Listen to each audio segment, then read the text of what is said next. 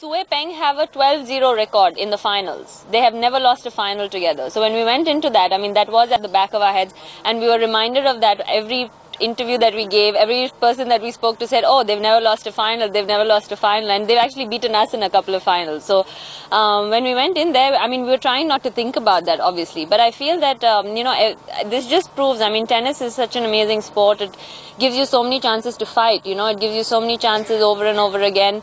I mean, we were almost out of the tournament 2 matches in a row, and we came back, and here we are winning the tournament, playing our best tennis. And she just, they just came to us. The coach, Paul McNamee, who coaches her, came to me and said, you probably played the almost perfect match you could have played. I mean, we lost 1 game, and he said, I think the first time you missed a ball was at 6-1 4-love. So that doesn't really happen that often, but we were fortunate enough to zone at we saved the best for the last, I guess.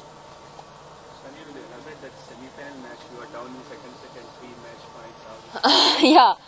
No, we were down 9-6, and I remember, we weren't playing our best, but we were playing good enough to obviously still be that tight. At 9-6, I had to serve, I went to serve, and actually at 9, I made a first serve, and Cara tried to cross, I think.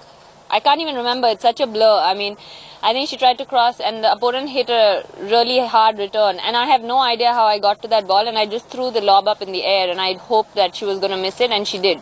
And it was an overhead that she missed, which probably 9 out of 10 times someone wouldn't have missed. But pressure does that to you, I guess. Pressure is an amazing thing. So then we were 9-8, and there was another point where there was about 4 lobs, out of which they should have, I think, hit winners out of 3 of them. But because they had missed the lob probably before the overhead, they didn't. And yeah, we won that point. We scrambled and we won, and that's it. I mean, the only thing was we kept fighting, we kept fighting. We didn't give up on ourselves. Even if we didn't play well for a few points, we tried to keep fighting, and that's the amazing thing about sport is, if you keep fighting, miracles happen. Talking about fighting and your mental, there's a lot which has happened to you through this year off the court as well.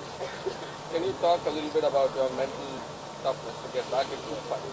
I actually want to thank all those people who put me through that, because I think that makes me mentally tough as nails, like I think fighting a match point feels so easy compared to fighting what I have to fight, these people that I fight here, because I think everything that it's not just this year, it's been happening for a long time now, and yeah, we had a bit of a break and it was a bit dull, so to say, for a few years, but I think this year, I think it took the cake of everything, and really, I wish them so well in their lives, all these people, whoever they are and wherever they are, and I really hope they become top 5 in the world or top 6 in the world of what they do. I don't wish them anything else, but they have really made me tough, and I think that's also showed me and my family that how much the country supports me. I think that's something that came out very visibly, and I was so glad, because not just the country, the media, everyone supported me during that. It was a terrible time, those few days, and I think the way everyone came out in support, logic prevailed. I said that time as well, and yeah, it just showed that common sense does prevail at times. And so yeah, it's been, those few days were tough, but I think I came out tougher. What is the secret of Sania? There is no secret, unfortunately. You have to work. You have to keep working, and as long as you keep working, it will come. It doesn't happen overnight, as people think and hope that it happens. It doesn't. It happens. It's been a very long career for me. I've been doing this for 21 years of my life. I can't think of doing anything else of my life, at least at this point of time. But I think when the going, when it's tough, when you're down, I think that's the time when you got to work even harder, because that's when you come through. How much does Modi's words inspire you when you met the Prime Minister?